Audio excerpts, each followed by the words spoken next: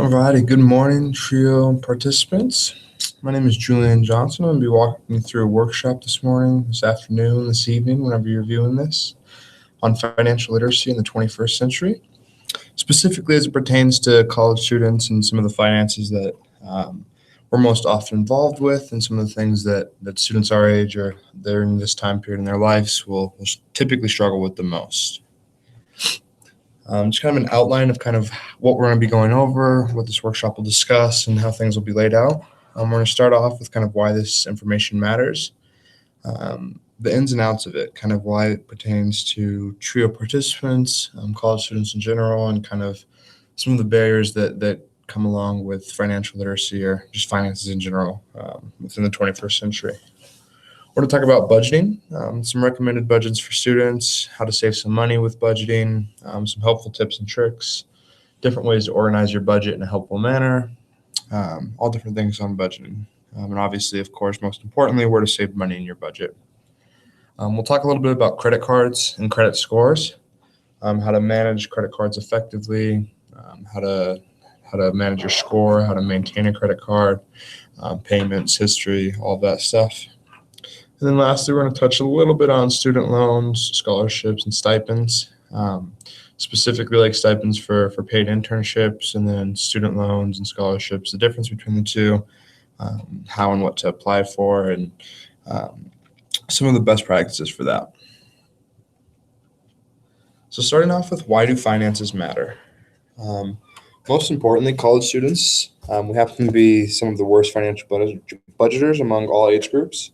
And that's not just because of the more obvious reasons, like the fact that we're in school, so there's not as much time for employment, working and making money on our own, etc.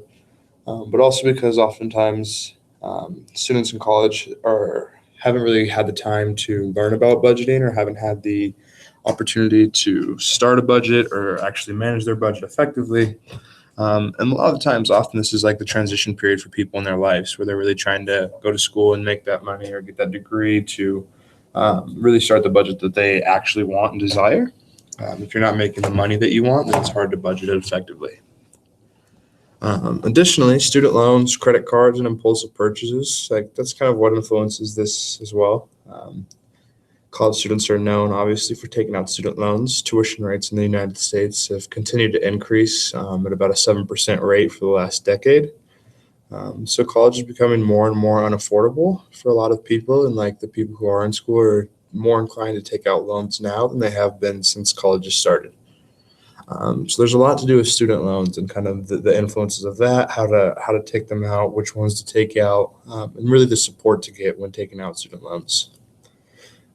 Obviously, credit cards are a huge influence in this during this time period in people's lives. Credit cards can be a really, really easy way to obtain some more money, or just kind of make things a little bit easier, help out in emergency situations, and then some even think, just for building credit.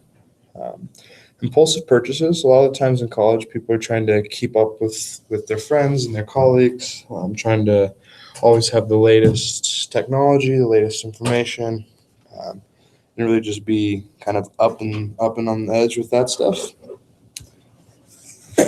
And with impulsive purchases as well, there's a lot to say about like when you're in college and you need different tools and things for your actual courses. So if you have to go out and buy another book that you didn't think you were going to have to buy, or you need a calculator because you're doing math that you weren't previously doing in high school or in other educational settings.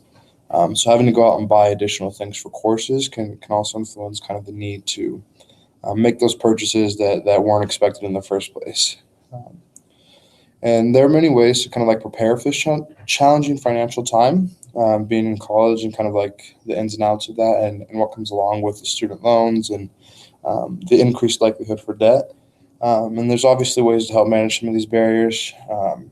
Budgeting tips, financial literacy workshops like you're attending right now, and meeting with a banker or a financial advisor.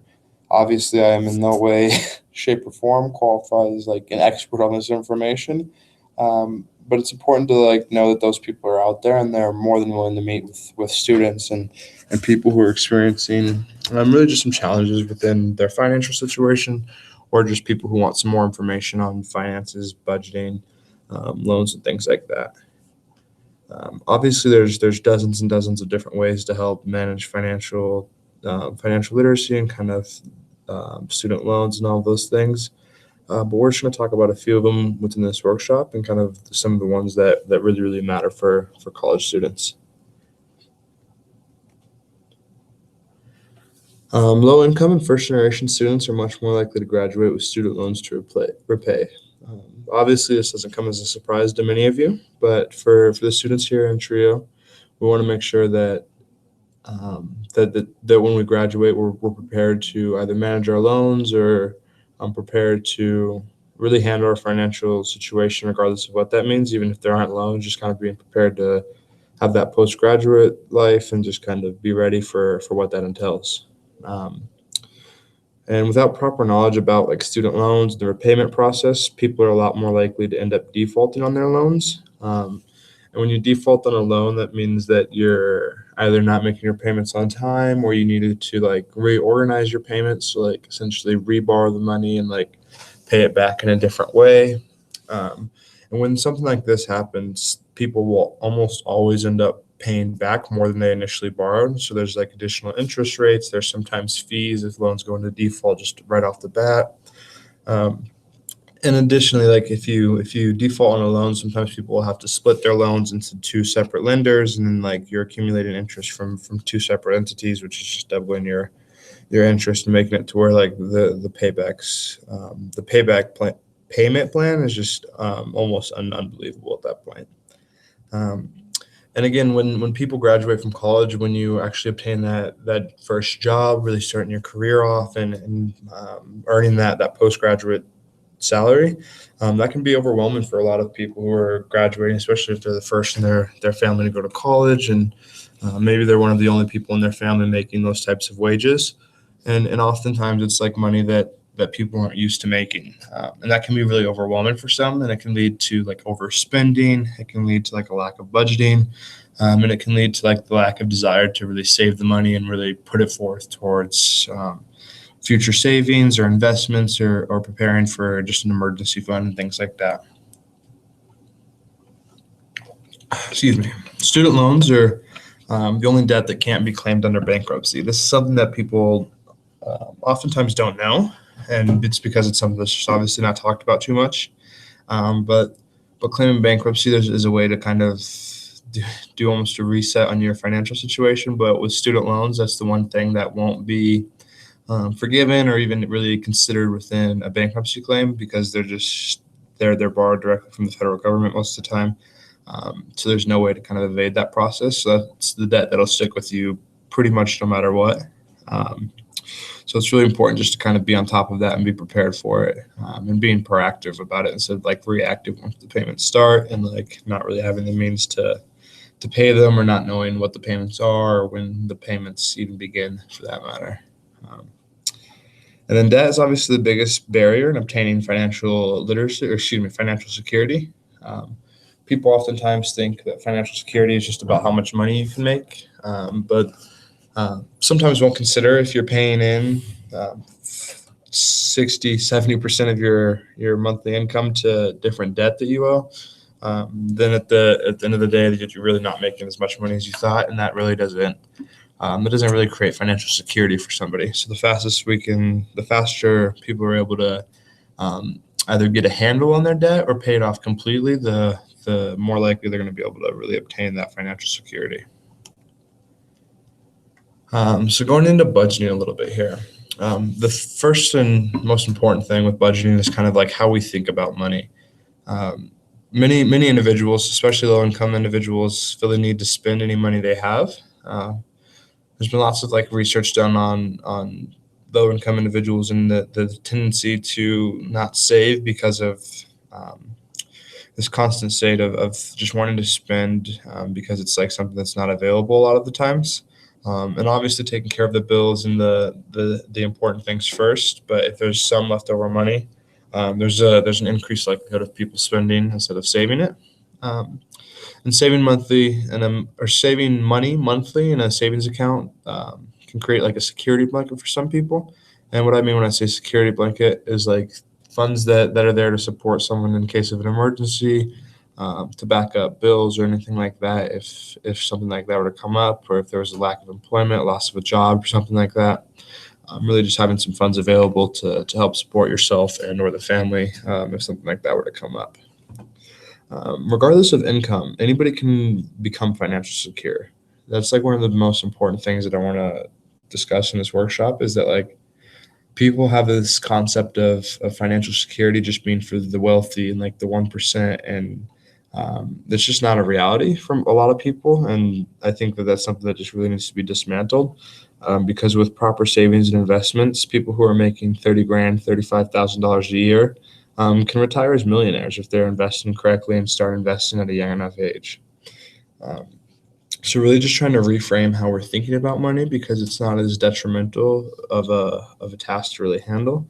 And some of this binary thinking about how money works and like how we accumulate money over time really needs to just kind of be stopped, or just reframed for a lot of people. And thinking about money kind of with that is like thinking about money in a future oriented mindset can be very helpful. So not just thinking about the money you're making today or tomorrow or what's going to be on the next paycheck, but really thinking about how that money can be used to contribute to your future, how it can influence maybe a future savings account or something like that. I'm really trying to pay attention to those things, regardless of how much money there is, even if it's a small amount, it can still help contribute to the bigger picture. Determining the want versus the need. This is a crucial part of budgeting, especially with the 21st century. Nowadays, we have a tendency to think that we want everything, and that we need the latest of the newest phone and the newest games and the newest systems, and we want the newest clothing and this, that, and the other. But being able to really distinguish the difference between a need and a want is huge, especially in today's world. So a need, for just for clarity's sake, is the essential spending that we must do to maintain well-being on a regular basis. So this is your clothing, your essential clothing, your food, your shelter, medical care, transportations, and basic utilities. Um, and for some people, this isn't even their need list. For some people, these things are still really an extravagant piece. You know, not all people have the privilege to afford medical care. Not all people have the privilege to afford transportation. So really looking at this idea of needs and knowing that that's still a subjective term in itself. So not all people need those things, and those aren't basic needs for everyone. Um, Wants are lifestyle choices that we have. So these are the things that we choose to spend our money on. So flashy clothing, going out and getting like the newest electronics, going out to eat at restaurants, really wanting to emphasize on that entertainment piece. So going to movies, going to games, going to do stuff with your friends and shopping and things like that. A lot of the times with the wants, these are things that are paired with social interactions. So when we're hanging out with our peers, just going to do something or going to have fun, see a movie, you know, things like that. Um, and we often, like I said earlier, we often convince ourselves that our needs and our wants are kind of one and the same. So like if we really want something, we might really say, oh, I need this. I got to have it. Like if I don't get it, this, that, and the other. But at the end of the day, it's really just something that we want, not necessarily a need. Another piece of budgeting is really trying to adjust the financial priorities that we have. So with budgeting, it's not about the money that you make, but it's about how much money that like you keep at the end of the day. So if somebody's making $10,000 each month and they're just flashing it all over the place and they think that they are just so financially secure because they're making a lot and they have a high income, that doesn't mean that they're truly financially secure. If they're paying $6,000 and rent at some downtown condo, and then they're paying $2,000 between car payment and insurance, and then they have $1,000 between their bills and their food costs for the month, then really they only have $1,000 left at the end of the day. And most of that, can be spent on like daily living over the period of a month. So if there's this income of $10,000 and it's being spent with 9,500 of it before the 30th of the month, is there really financial security in that? Is somebody really having the time and the intention to put money aside and prepare for their future, and really do that in a way that's going to support themselves and their families moving forward? It's important to always pay yourself first. Like right when those bills are paid off, take some money aside and invest it in yourself, whether that's a savings account, whether you're opening up an investment portfolio. Paying yourself is always one of the most important things to do when you're trying to obtain that financial security. It's really just taking the time, taking that money, even if it's the smallest amount, a couple dollars, $10 a month, if you can afford it, taking that aside and really just putting it in an account, putting it in the savings, putting it in a jar at home, what have you, to really start saving it up. Um, but with that, the jars at home, hiding the money under the mattress, with those things, knowing that that's not accumulated interest over time. So when you take the time to put money in a bank and really let it sit there, it's free money at that point, just for letting your money sit there. So knowing that, like, if you can make a few dollars a year or $20 a year off of your money just sitting in a different place, why not do it? Because that can contribute to your financial future. Really rethinking, reframing what's important for you to pay each month. Do you need all those monthly subscriptions? If you're subscribed to magazines or different journals that you really enjoy, are those things really necessary for you? Do you need Netflix, Hulu, Zoom, this, that, and the other? Do you need all of these streaming devices? Different things like that. Can you get by with just one of them, maybe, or do you need them at all? Are there ways to maybe combine with a friend or a family member so that way you guys can share an account? Different things like that, just to get creative and maybe cut down those monthly expenses just a little bit here and there. Eating out versus cooking at home or packing a lunch. Huge thing in terms of financial priorities. Oftentimes people will spend their money going out to eat or like just grabbing a quick bite while they're out, so that way it's just more convenient. And a lot of times this can add up to $30, $50, $60 a week, and really start to impact the financial situation in a larger context as time goes on. Without taking the time to go to the grocery store and really shop and get some things that are able to be prepared in a more cost efficient way, that money adds up over time, and that can be a way to really damage financial security. Some of the more intentional lifestyle adjustments that can be made, like I said, setting aside that money each month is huge. Before purchases, any purchase, regardless of whether it's at the grocery store, whether you're out shopping, whether you're at the mall, just before any purchase, those online purchases late at night, just stopping and asking yourself, is this a want or is it a need? And really going back to those concrete definitions of, is this an essential part of my daily living that I need to get by on a regular basis? Will this contribute to my well-being? If possible, additional part-time jobs or side tasks can be a great way to earn some extra income. This can be used for like additional savings, maybe just to help pay bills. This can be used to pay down interest on credit cards or student loans. And obviously this isn't a possibility for everybody, because this means that you have the time and the energy to pick up an extra job, and all of the things that go with that. But if possible, it's a great way to just kind of have that additional income that can be used just for specific things, or just really catching back up on some payments or something like that. Tracking your expenses each month can be a way to like see exactly where your money's going. Oftentimes we're not fully aware of where our money is being spent. Obviously we know what we're spending our money on, but when you look at it in like kind of a larger context, if you look at a month worth of spending, you might not realize that you went to the gas station 5 or 7 times in a month, and you thought it was just a couple times. And you might not realize that when you're at the grocery store, you're spending twice as much as you thought you were, or you're going out to eat 12 times a month and you really thought you were only going out a couple times a month. Things like this that don't really sit at the forefront of our minds can be really observable when you look at like apps that track your spending, or you just print off one of your banking statements. There's different like graphing techniques or like charts you can use to track your spending on a monthly basis. That way you're just more aware of your purchases. The more aware we are of our purchases, the more mindful we are with our money, the more effective we are at really obtaining that financial security and moving forward. This is like a recommended breakdown of a monthly finance, like a monthly income, monthly finance breakdown. Um, Really just looking at concrete numbers about like where money is suggested to be going. Um, Cannot stress enough that this isn't just a concrete formula for every single person, always, no matter what. Um, but really just the thing to give you some vague understanding of where money could be allocated in kind of a cost effective model.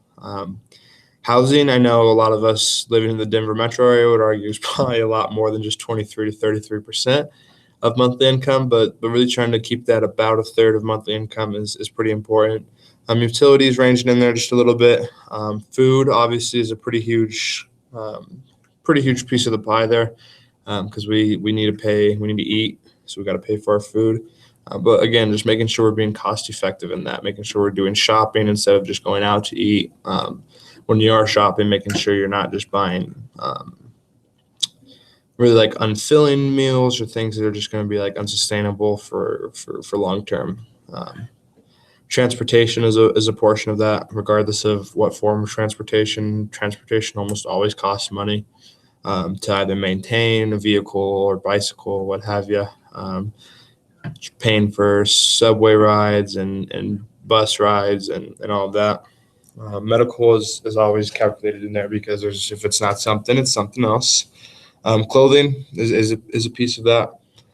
Saving and investing, I can't stress this part enough. Even if it's the smallest portion of your income that you can have, or even if it's inconsistent, you can only do it some months. Really trying to put some money aside to invest in some things, or just save it in a savings account if nothing else. And then this is more like kind of postgraduate, but really like those debt payments, paying into the student loans, credit cards, just making sure that you're trying to pay those things off as soon as possible.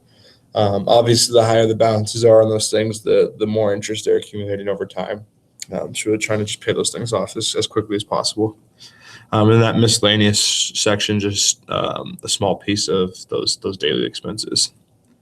And this is not like a concrete breakdown, like I said, but it can be used and kind of shaped and molded to meet individual needs from this. And then like with a actual structured budget like this, you can really target some of those wants and really start to eliminate from your budget and your monthly purchases. So having a way to just kind of break things down and allocate money in an effective way can be really helpful for people. Especially if these skills weren't taught like growing up, these things are really become even more important at that point because it's not as secondhand nature, if you will. So shopping and eating habits. Shopping intelligently can help save money, obviously. Thrift shopping at like secondhand stores, one of the best ways to do it. A lot of people don't want their clothing and their jewelry, their shoes after one or two uses, and there's just brand new items at those stores on a regular basis. Using coupons when you're going grocery shopping and things like that.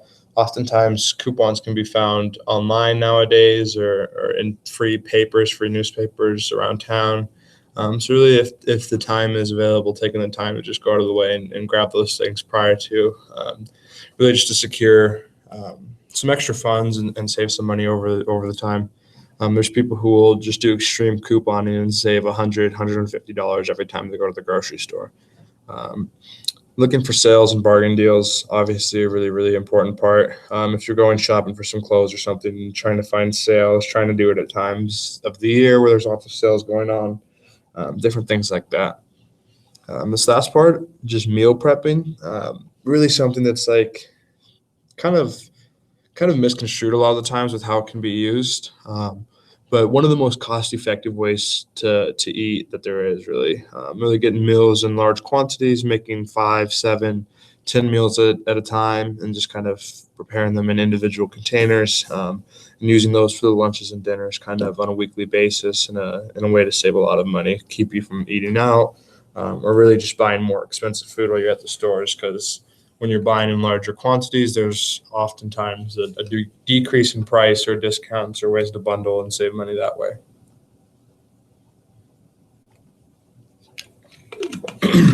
The next section that we're going to jump into here is like credit cards and the credit score stuff.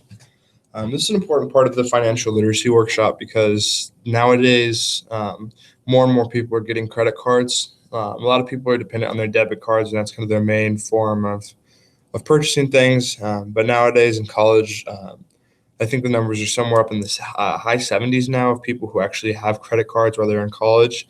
So really just taking some time to talk about the different types of cards and ways to be aware of your credit score and just kind of manage that to the best of your abilities. So credit cards are a way to get financial advancements in money under the condition that it's paid back. Obviously paid back with interest. Interest is the charge for the privilege of borrowing money. So anytime that you have a credit card and let's say the limit is $1,000, if you spend X amount of dollars on that credit card, there'll be an interest of 15%. And for every dollar you spend on that, 15% more than that money will have to be paid back. There's a couple different types of interest. There's like simple interest, which is calculated off of the initial amount borrowed and then doesn't change from there.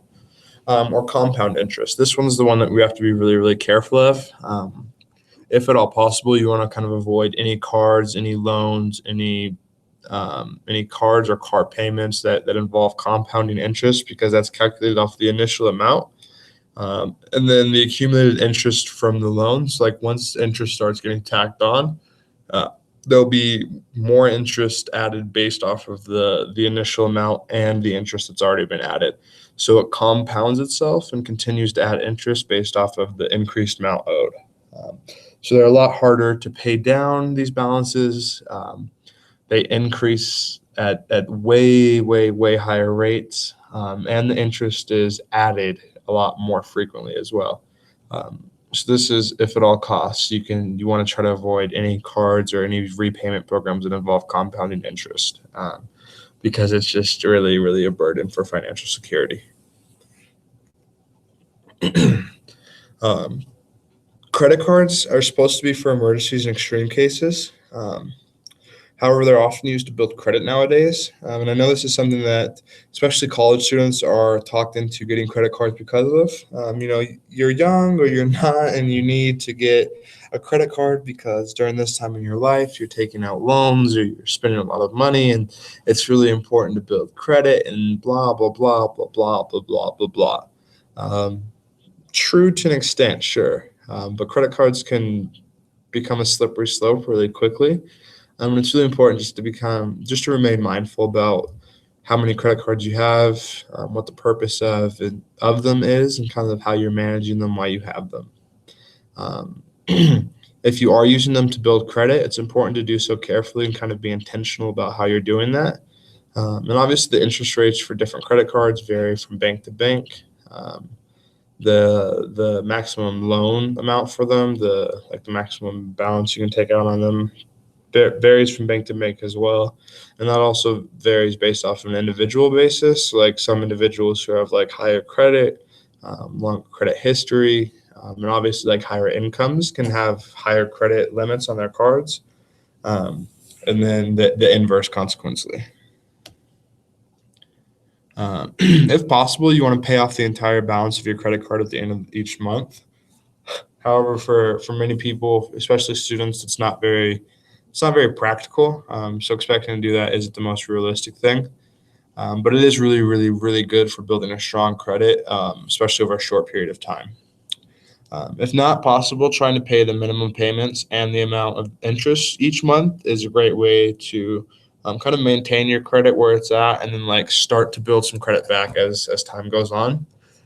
So if you have interest of 5% on a credit card, good luck, first of all. But if you have interest of 5% and you have a minimum monthly payment of $42, paying $42 for your monthly payment and 5% of that interest, so that way it's not accumulating over time and just kind of add into that overall balance. One of the most important things with credit cards is don't ever, ever, ever close long-standing accounts because it's huge impact on your overall credit score. So even if you have a credit card from when you were really young and you don't ever use the account anymore, you've never taken money out on it, you haven't done it in 5 or 6 years, and you're going to close the account, it's best really just to cut up the card or put it in the back of your closet or something like that, and really just leave that account open because it can really help improve your credit score and continue to make it strong and really prevent if you're going to take a ding, if you will, have something that'll impact your credit score. That can be a really good protective factor, having that long-standing credit. For college students in particular with credit cards, always trying to stay on top of those payments, right on time or early if possible. Never missing a payment if possible. With payments of credit cards, if the payments are getting too high, you can oftentimes call the credit card company, call the bank, and talk to them about reorganizing the payments or letting them know that you're potentially not able to make the payment on time. And really just having that transparency and that communication with the lender can oftentimes result in them reorganizing the payments or really just being mindful of that when they're entering credit scores or updating you on kind of when things are due. If you are going to miss a payment, really just trying to be transparent with them from the start is important. The lower your balance due is, obviously, the lower the payments are going to be. So if you have a credit card with a max limit of $1,000 and you're spending $990, obviously those payments are going to be a lot more high as compared to if you were borrowing $300 of that $1,000. With that, it's suggested to always try and stay at about 25% of the available balance or below. That builds your credit at a much faster rate, and it'll result in smaller payments each month. So like I was saying, if there's that $1,000 balance, trying to not borrow more than about $250. It's really trying to help maintain that credit, especially if you're a new credit card user. Credit cards can be overwhelming and kind of just build a lot of excitement, and people kind of go over the top with them. So just trying to use that as a good rule of thumb, especially when starting off. Secured credit cards are a really cool tool. Secured credit cards are like where you pay in a set balance when you open the account, and then they never change from there because you've actually paid in the cash to start. And then this prevents you from ever going over the maximum limit. And then it also can be a way to like rehabilitate credit if credit has been damaged and like you're struggling with like actually obtaining cards or like really improving your credit. Secured credit cards can be a way to do that in a pretty cost-effective way. Looking at the credit score, this chart just kind of breaks down what the credit score looks like, where the different things come from, and kind of what influences your credit score.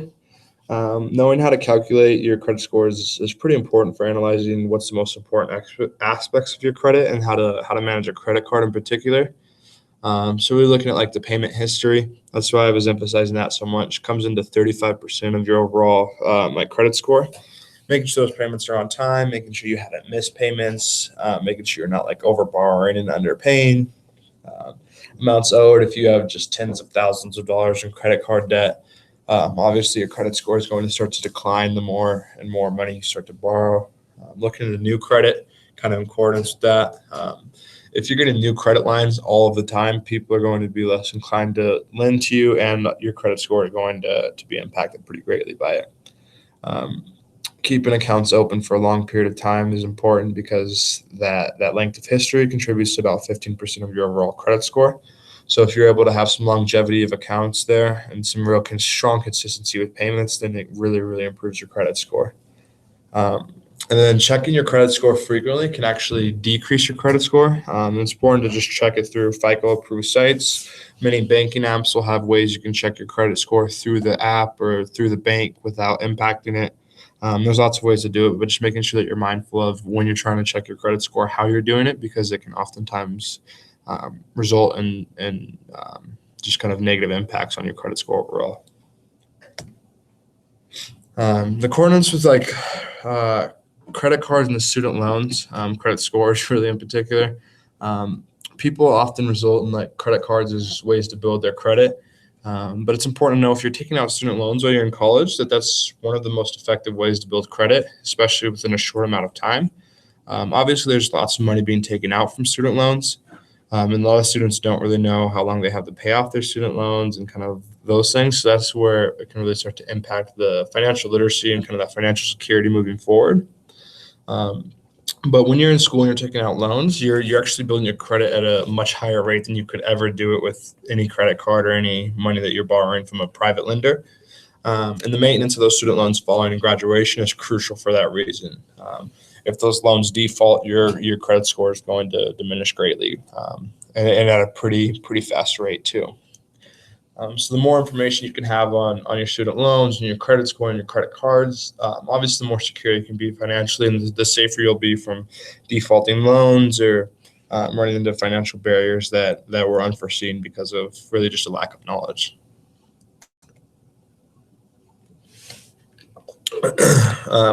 When looking into student loans, it's always important to meet with a financial advisor prior to taking out any student loans whatsoever.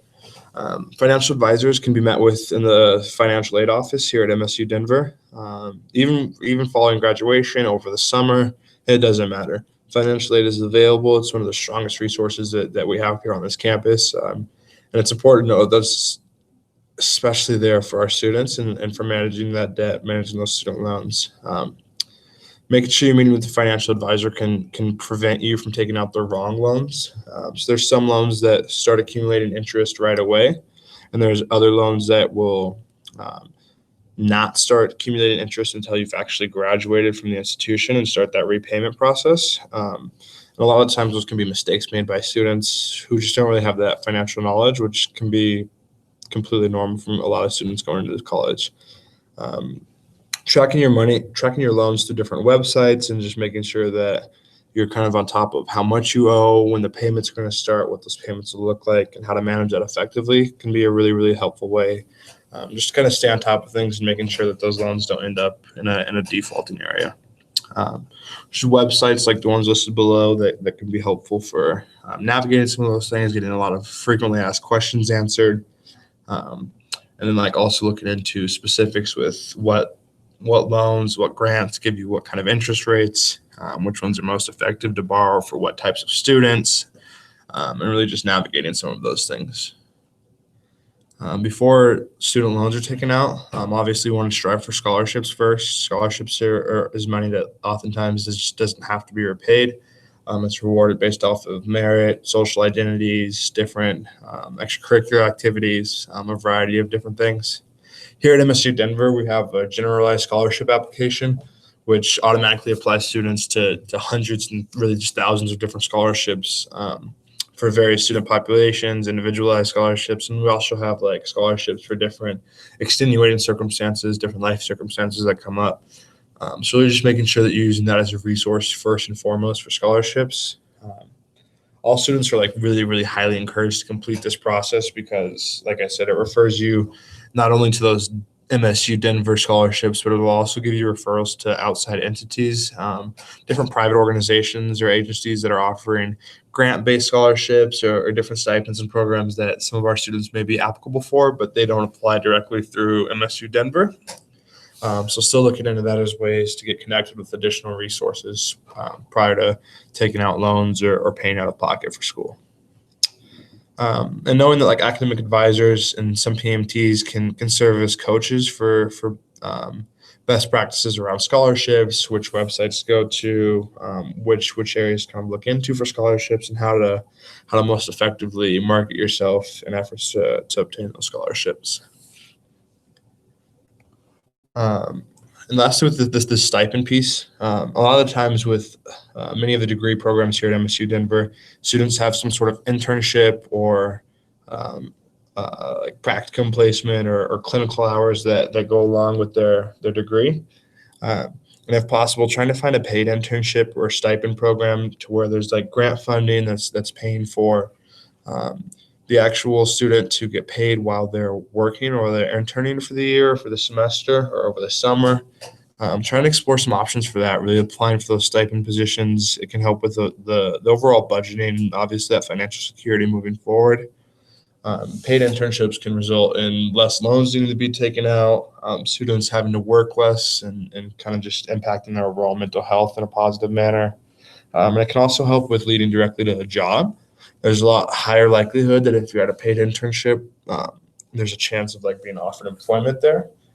And then lastly, like if you're going to have an internship, regardless of whether or not you're being paid for it, Finding one that you can be paid for is a way to just secure yourself in a more professional way, because it's going to be how it is once you graduate and you're actually entering into your career field.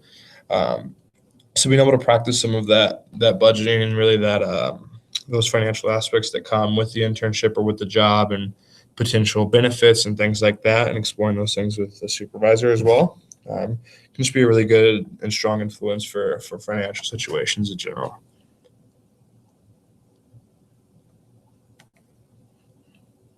Some of the most just important reminders on financial literacy here before we close up: always, always, always ask for help. Nobody's really an expert on financial literacy except the experts on financial literacy. But as students, no one's expected to know all of these things. There's always resources out there. There's different workshops. There's different information online. Like I said, MSU Denver Office of Financial Aid will always be there to support students with this. No one's an expert on these things, guys. I can't stress that enough, for all of you. And the person who suffers most from not getting the help is just going to be you ultimately. It's really just trying to make sure that you're going out there and being proactive about that. There's always resources available, financial literacy and support, and always ask for help if you need help at all. Thanks, y'all, for tuning in. Feel free to reach out to any of the academic advisors with any extra questions. And thank you so much for your time.